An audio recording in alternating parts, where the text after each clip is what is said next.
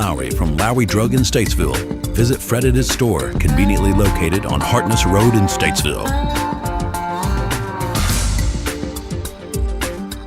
Good afternoon. This is Fred Lowry, pharmacist and doctor of natural medicine. This episode of Health Talk was pre-recorded for March the 13th, 2026. We're here to explore the facets of your health and keep you informed and up to date. This program is intended to share knowledge and information based on my research and experience. It's not intended to offer individual advice nor does it replace a one-on-one relationship with a qualified healthcare professional. Your daily choices are yours and have more to do with your health than anyone in the healthcare field. My hopes are that this show will empower you with knowledge to take a more proactive approach to your health. Some of my sources include, but are not limited to, various health feeds, Epic Times, Mercola, Children's Health Defense, PubMed, and various Substack posts. The article came across my desk recently about avoidance of the sun. We have, I think, become hypersensitive or concerned about the dangers of the sun. But apparently, this was published in the Journal of Internal Medicine 2014 in the summer. And it basically says the avoidance of the sun exposure is a risk factor for all causes of mortality. So basically, this was a study of almost 30,000 women in Sweden. Basically, the concept is that if you avoid the sun, it becomes a risk factor for all causes of disease and mortality, which is kind of interesting in that we've become hyper sensitive in terms of trying to stay away from the sun. And obviously, too much of one thing is a problem, but too little certainly is an issue. The most common reason to get sun, other than the fact that we enjoy the light, I think, as the days are getting longer now in the spring, I think it just feels better to have longer days of sunlight. But the positive things of this photoelectric effect of the sun is that we make vitamin D. Vitamin D is extremely important for all kinds of things. It's not a vitamin. It's actually a hormone made from cholesterol, which is pretty interesting, but it has a lot of impact on immune health, all kinds of things. The sun is important for mood and mental well-being. There are people that when days get shorter, such a thing as seasonal affective disorder, which affects mood. Certainly, the sun helps regulate circadian rhythm, which is your body's internal clock related to sleep quality, hormone production, and overall metabolism. UV light can be helpful in reducing inflammation in some skin conditions. It also helps produce subdermal nitric oxide. That's the chemical that helps lower blood pressure. It dilates blood vessels, improves cardiovascular health in skin. It's also the chemical associated with erectile dysfunction. So it's not just vitamin D involved here. There's a lot of light sensing proteins are called opsins that influence cellular health. So there's a lot of aspects to this. Now, that what's the healthiest time to get sunlight? Well, it depends on your goal. If you want vitamin D production, it's probably in the middle of the day. But for light-skinned people, you probably need less than 30 minutes exposure. The darker your skin, the longer the exposure is needed. So long periods of sun exposure is not necessary. And of course, continuous long exposure for many people can cause damage to the skin. If you're looking for help with your circadian rhythm and mood, the morning, probably before 10 o'clock, or in the evening after 4, there's a lot of different types of light colors that are very helpful. And there's a whole study of light and colors and what they do. We've talked a little bit about that in the past, but there's a lot more to this than meets the eye. There's also an enzyme in the skin that is connected with mitochondria. You remember mitochondria is the energy-producing organelles of the body. It's how we make energy. So this chemical's called cytochrome C oxidase, big name for a chemical, but basically the near-infrared light is absorbed into this using copper, and it helps make energy. It is the basis for what we call photobiomodulation therapies, there's a lot of light therapies, red light therapies in particular, that are used to increase cellular energy in the brain. There's a company called V-Light that has a lot of light devices. There's other companies out there. So light is extremely powerful, and it probably is very unappreciated.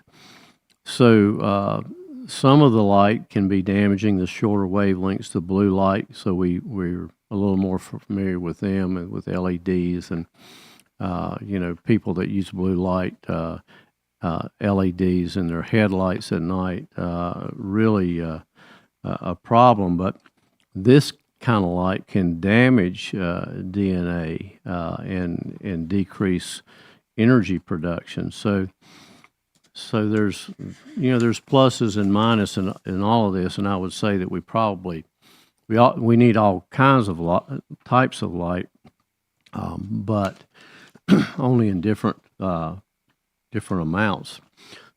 Pardon me. There was in terms of light appreciation, there was a German biophysicist, Fritz Albert Popp. Interesting, he demonstrated that cells communicate using light. So we think about cellular communication with nerves and brain communication, but that is very superficial. And keep in mind that nerves don't touch every cell of the body. So how does the communication happen? And so even with thoughts, as an example, you can have complete body feeling changes, either positive or negative, that happens seemingly instantaneous just with thoughts. But this takes it a step further, and we're going to explore more of this when we come back. Stay tuned for more Health Talk.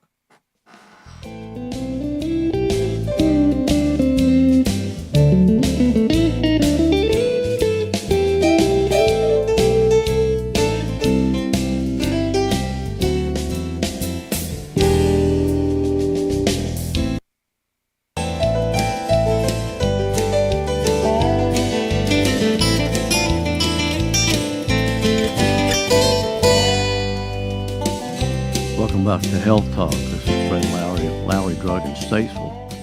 We were talking about sunlight, and there's more to this story, and I know it may sound a little strange in terms of how I'm developing this concept. We're going to end up with the concept of iron and hemoglobin in your body, and some of the aspects of that. But we were just talking about Dr. Fritz Popp, and how there's this emission of and reception of biophotons, weak light and weak photons in the ultraviolet spectrum. So this is pretty interesting, and when you think about cellular communication being happening with light. So this research was in the 70s, and he revealed that living cells emit coherent light, not random light, but it's organized laser-like signals. This is biophoton emission, primarily generated, interestingly enough, by your DNA. So this acts, your DNA actually acts as a storage and release system for light energy, enabling instantaneous, synchronized communication across cells and tissue. That's pretty mind-blowing to me in terms of this DNA helix that actually generates biophotons, and there's communication. In some cases, you might even think about it much the way a electric wire or a tower, if you will, sends out signals and receives them. So healthy cells exhibit a high amount of coherent biophoton emission, meaning that their light waves are synchronized and stable. It's an orchestra, if you will. And in contrast, when you have disease states, unhealthy individuals, cancer cells, this is more incoherent and chaotic emissions of these biophotons. And so it's basically a breakdown of this light communication system. Pretty amazing, I think. This coherence of this light is essential for maintaining biological order, regulating metabolic processes, and facilitating cellular repair. Now think about this. This guy came up with this in the 70s. This is like information that's been out there, but I'm not sure much of the healthcare community or the researchers even know much about this. So basically, his work established that light's not just a byproduct of metabolism, but a fundamental regulator of life. So his theory basically redefined biological communication, proposing that light-mediated signals govern cellular coordination, immune function, and even healing properties. So the other underappreciated thing about the sun and light is what we learned in school about photosynthesis, the making of something through light. So green plants take electromagnetic energy, some in the visible spectrum, some not, and converts that into chemical energy. So think about, and this may be a little of an extreme example, but where does the mass from a tree come from? You know, if you have, an oak tree that grows from a seed, and 50 years later it weighs 10,000 pounds. Is that water? Is that stuff it got from the dirt? Where does that come from? And the answer is really twofold, but one answer is that it's from the air. And so the carbon dioxide, the CO2, with the sunlight through chlorophyll takes the carbon off of the carbon dioxide, and it forms sugars and makes cellulose and the other components, and so that's where the mass comes from with water, being part of that picture, because with water, H2O, the sunlight splits the water into oxygen and hydrogen. So what we're doing is taking carbon from carbon dioxide, air, and then the hydrogen from the water, and obviously we know that we make oxygen from trees and plants. That's really pretty amazing when you think about it, because everything that you are basically, of course, you eat food, that comes from plants, ultimately the sun. So your composition really is made from air and water. So it's really, I think, pretty amazing. So we're basically, when we eat plants, we're eating light and air, and there's energy related to that. Now, I mentioned the chlorophyll. Of course, chlorophyll is green in color. The colors basically have to do how the components, the chemical components, absorb and or reflect light. So the interesting thing is, like, chlorophyll and hemoglobin are basically very similar chemical structures. One difference is in the chlorophyll you have magnesium, and of course, in eating green leafy vegetables, you're getting magnesium from that.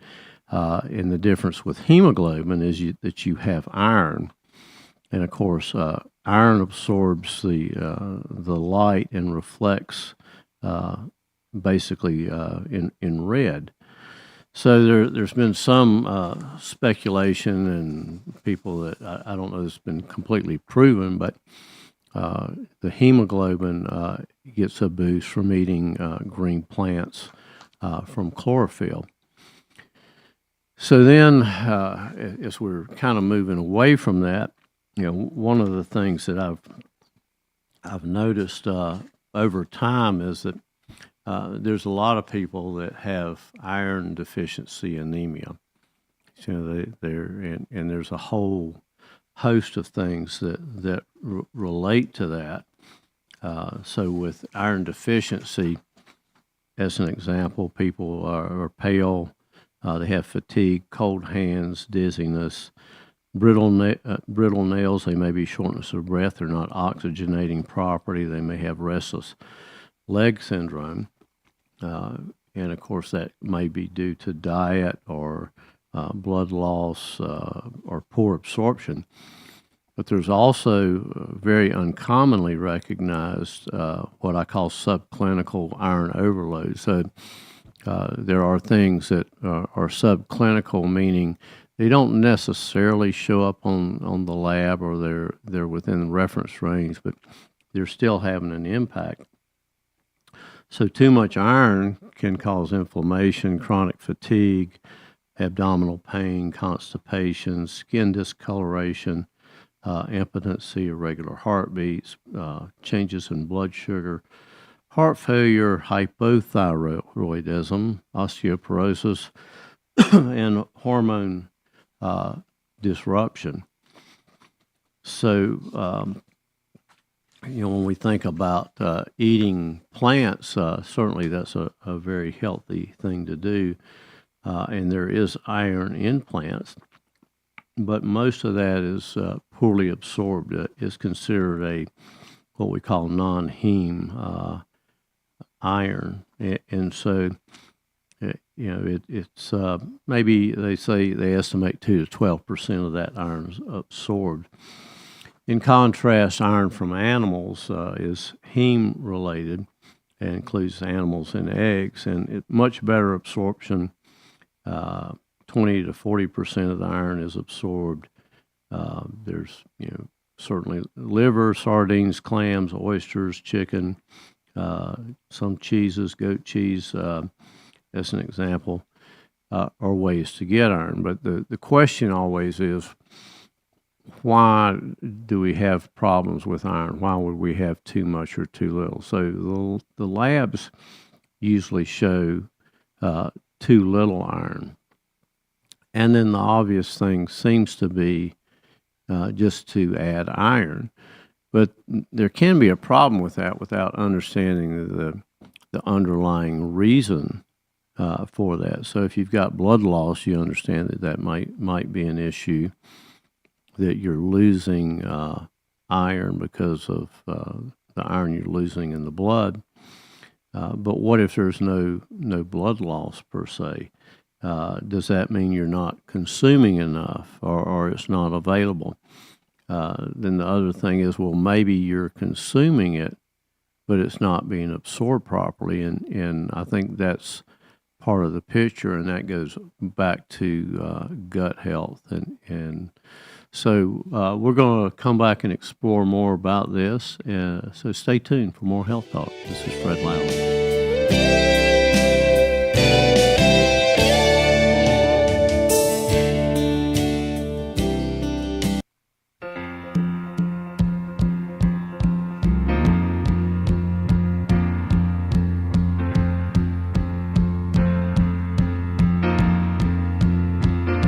Doctor, my eyes have seen the years and the slow parade of fears. Welcome back to Health Talk. Lowry Drug on Hartness Road was established in 1959. We are a traditional family pharmacy with a state-of-the-art compounding laboratory. We offer a full line of medical equipment, supplies, including CPAP, scooters, lift chairs, and oxygen. We also have a full line of supplements, nutritionals, herbs, essential oils, homeopathics, and more. Come see us. Talking about sunlight and iron issues related to people, and this is something that I will tell you I've not completely understood and have been concerned about for some time, and so as we learn things, there always seems to be more to the picture. But my focus would be, what's the underlying cause of an issue with iron? And I'm not going to get into all the different lab values. There's about 4 to 6 that may be important. That gives you an idea of what's going on with the iron, how it's being carried around or stored or utilized. But certainly, the first place to look is, why would somebody be low in iron if they're consuming enough meat or vegetables? There are people that are at more risk. Of individual that's a vegan may be at more risk because of not getting the heme type of iron. So this individual may need to pay closer attention to other aspects. I will say there sometimes, and not getting into choices, but everybody gets to make choices. But there are therapeutic choices that, in terms of foods, that may be important for individuals. Certainly, there are sometimes religious constraints for individuals, but as an example, therapeutic desiccated thyroid from pigs has been allowed in some religious populations that don't allow pork, because it's a therapeutic choice related to that.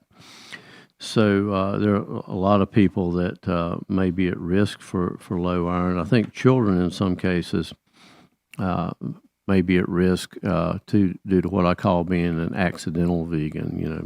Maybe they're just eating too many snacks and junk food. So that can be an issue. So when we have some issues related to the absorption, there are gut issues that there can be impaired iron absorption, ulcerative colitis, different types of infections, celiac disease, Crohn's disease, certainly a gastrointestinal surgery that, like a bypass that removes parts of the intestines where iron is absorbed, big issue. Lifestyle factors, the use of antacids become an issue, and that gets back into your diet. issues, because everybody that's on a proton pump inhibitor type of antacid, those individuals are at risk for all kinds of mineral deficiencies, including iron. So you're not able to liberate iron, magnesium, calcium from the meat or the vegetables in order to be able to absorb it. So that's a big risk factor. Something to pay attention to. There's also B vitamins that are related to anemia, and these antacids certainly do affect that as well. So then you can get into impaired absorption. So anytime the gut's compromised, the iron may not be absorbed properly. There's also the issue of increased demand. So in some cases, pregnancy, lactation, and growth of children can maybe increase the demand for hemoglobin. So what happens when you take excess iron? And this can certainly be a problem. Now, if you have any inflammatory conditions, iron can be bound up. And so it looks like you need iron, but you've got inflammation. Another root cause, you have to, if you can deal with the inflammation, you may be able to have enough iron. So taking extra iron when you have inflammation can make the whole inflammatory process works, because iron exacerbates that inflammation. So the other part of that, iron is very constipating. So people that are taking iron every day on a daily basis, and they don't have any evidence of any blood loss or anything, that can be a problem. Iron can be as toxic as lead, and that may be controversial, but they are chemically close. So when you have too much iron, you get oxidation, you damage the DNA, you damage the lining of the blood vessels, fueling more inflammation and setting up the situation for cholesterol to go in there and fix that damage, and then calcification. So basically, these supplements can damage the gut, damage the intestinal barrier in terms of taking extra iron. You've got this issue with the bacteria in the gut, and so when you change by adding iron, that does alter gut bacteria. There's an interesting class of bacteria that actually consumes metals, and one of these bacteria is called Shionella, and that bacteria can take iron and make nanowires. This is almost science, sounds like science fiction. They can make nanowires inside your body or in other tissue, and so some of these this bacteria, the color of these wires is based on the metals that it consumes. So bacteria changes, and the type of bacteria that's in the system grows based on what is available there for your body to consume. It's really pretty incredible. And then, when you take this concept of electromagnetic fields, and just assuming that this particular bacterial situation is very bad, if you will, does that impact the energy fields of the body? Do you become an antenna yourself? It's pretty interesting, I think.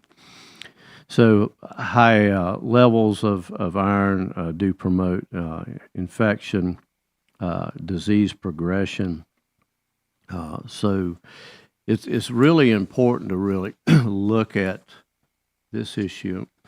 Pardon me. We think about some supplements, simply iron, as being something that's fairly innocuous, but it can be a problem. I've seen people that have taken iron for years, and when they took something to detox lymphatically, their skin actually turned orange, and they started peeing orange. So it can certainly be a problem. I do recommend, if you take iron, take a form of iron that has vitamin C that enhances the ability of the body to absorb the vitamin C out there. Stay tuned for more health talk. This is Fred Lowry of Lowry Drug in Statesville.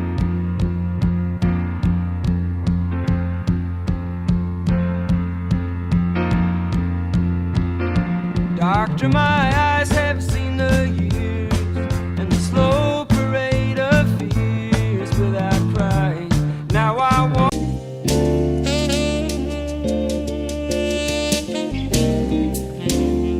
Welcome back to Health Talk.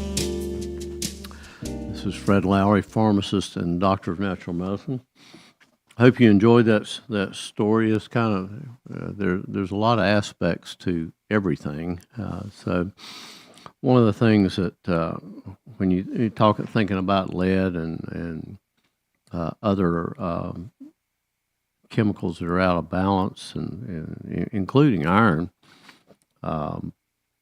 then there are ways to detox, and there are things out there that are helpful. This was an article from McCullough related to a physician, German physician, Dr. Dietrich Klinghardt, very well-known individual that used to practice in Asheville here in North Carolina. He is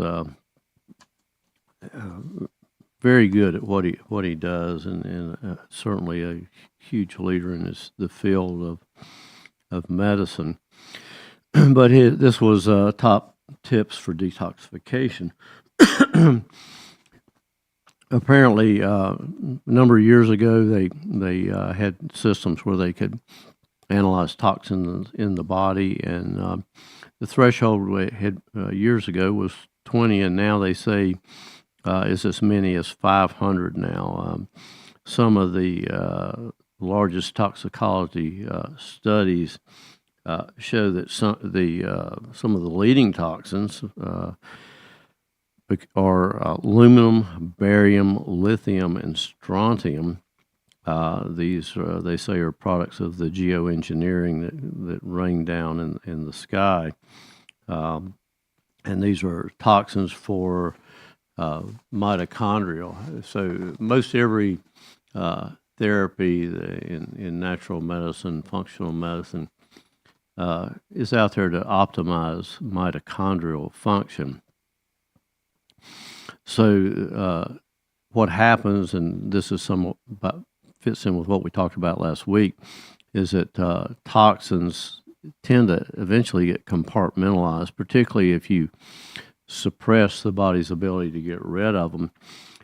So your body reaches this toxic threshold. They're stored in connective tissue to the point that your immune system is not able to really handle what's there. And what happens is, with the toxins, in the example of that Shigella bacteria, there's microbial growth that goes along with that.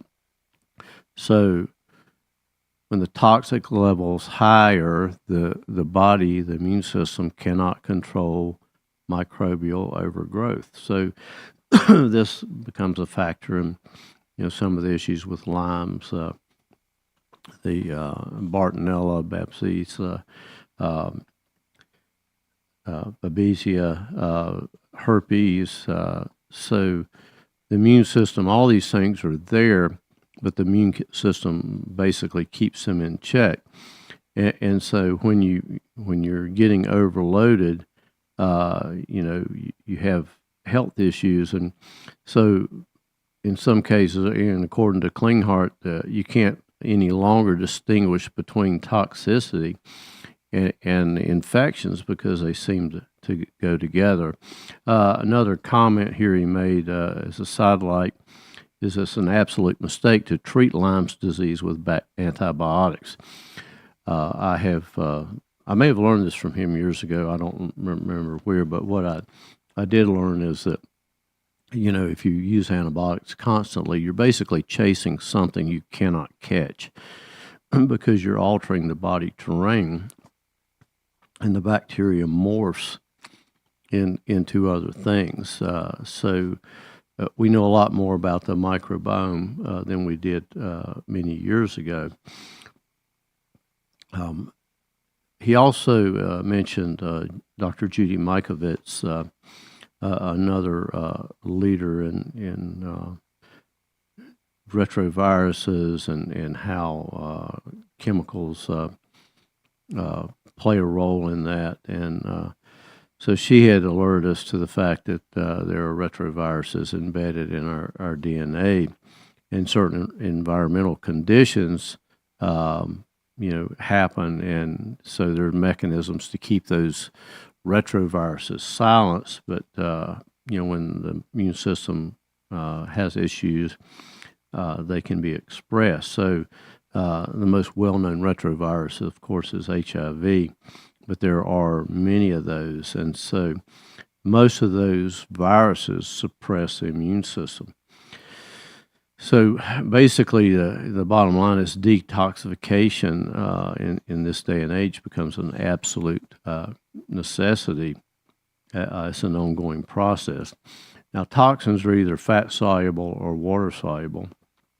Water-soluble may include thimerosal, the mercury that had been found in vaccinations as a preservative. The herbicide glyphosate is also a water-soluble toxin. The fat-soluble toxins are usually petroleum-related, pesticides, herbicides. They can sequester in fat tissue because they're fat-soluble. It makes them a very potent neurotoxin since your brain is composed of fat. So you have to look at two different methods to get rid of toxins. So of all the chemicals, Klinghardt said the two that are particularly hazardous to your brain are glycophosphates and aluminum. So glycophosphate's an analog of the protein glycine. Glycine we use with NAC as a product that we sell in a complex that helps support liver function.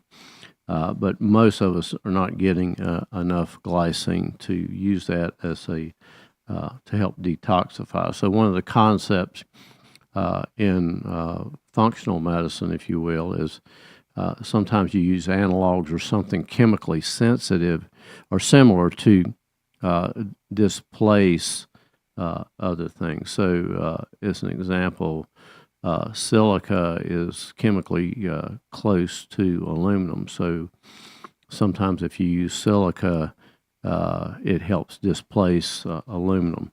Same thing with glycine and glycophosphates, and there's formulas for that.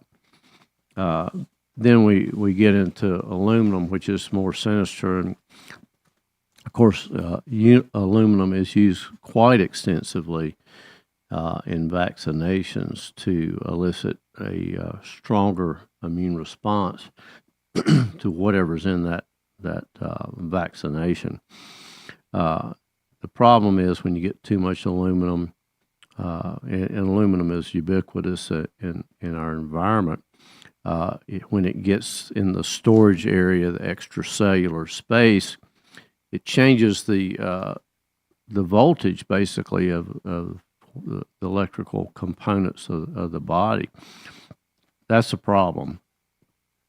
So when that voltage is changed, it impairs the receptors on the cell wall, including hormone receptors, neurotransmitter receptors, and insulin receptors.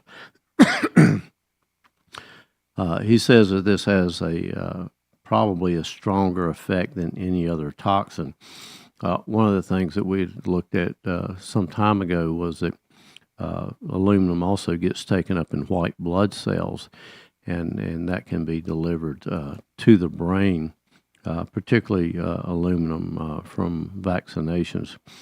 So I mentioned Stephanie Seneff earlier that she did a lot of work with glycophosphates, and glycophosphates is a chelating agent, which means it binds up minerals, with one exception. So it binds up trace minerals that are important, but it doesn't do that with aluminum. Instead, it's actually acts as a shuttling agent for aluminum, so it can cross into tissues and distribute widely.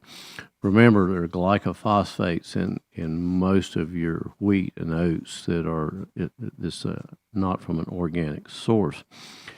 Aluminum toxicity impacts a lot of things, thyroid, intestinal absorption of things. It can collect in your brain, your spinal column.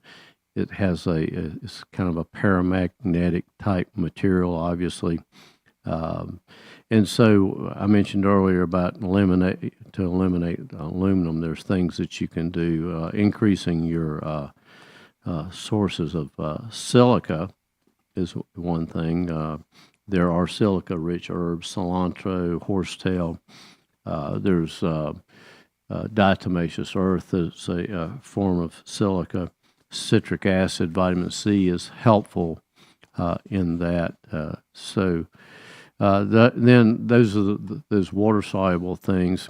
And by the way, the zeolite product that I mentioned quite often can help bind those things up electrically. The cool thing about zeolite, though, is also can bind up fat-soluble toxins. And so that becomes another helpful tool in staying healthy. The last thing that I mentioned is the concept of parasites. Worms, could be fungi or candida, but when there's usually a parasite load sometimes associated with chronic diseases. And so that's why using antibiotics for bacteria sometimes doesn't work, and particularly with Lyme's diseases, because a lot of times the bacteria can retreat inside of these parasites. So, dealing with that becomes important. There are anti-parasitic programs that may be helpful.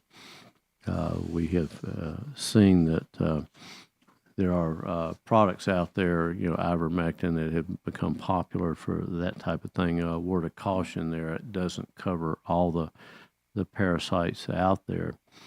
So we are once again running out of time. This show goes pretty fast. I hope you enjoyed the program and the information. Come see us at Lowry Drug in Statesville, and have a great weekend.